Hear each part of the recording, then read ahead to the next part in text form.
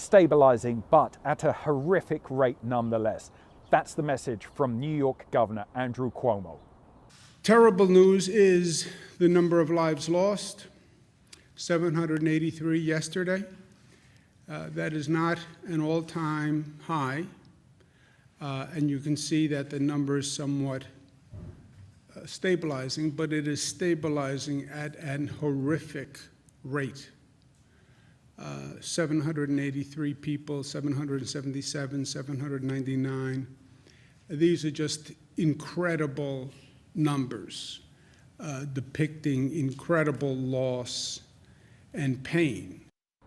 Governor Cuomo said that New York State was hitting the apex in terms of daily dead, but also that the state was plateauing, i.e. we will continue to see similar numbers of daily dead in the coming days and weeks, but without significant increases.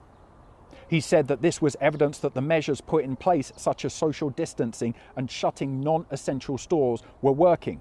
Authorities across New York say they'll continue keeping these measures in place for the time being. New York City Mayor Bill de Blasio said he wants to keep schools closed for the rest of the school year until June. New York's mayor also laid out the 3 criteria he wants to see before considering lifting measures.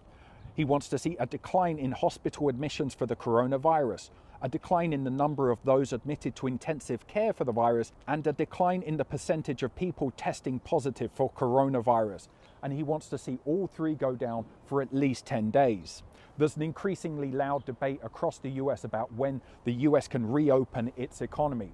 President Donald Trump has said he wants to see the economy open sooner rather than later, and said that the cure cannot be worse than the disease, signifying that a protracted recession could harm and damage tens of millions of Americans. However, some say that it's too early, and without widespread testing, opening up the economy could encourage a second wave of infections. We are seeing our curve flatten, but they're predicting that on June 1st, only 2% of our population will have had this, which means basically we are just as naked now as we were a couple months ago. And if we go back to life as normal, we will just get another peak. And so really going back depends on having robust testing. See who's safe, see who's not, immediately test, isolate, and quarantine contacts of anybody who tests positive. This debate that pits the medical cost against the economic cost is sure to grow in the coming days and weeks. Toby Muse, CGTN, Washington.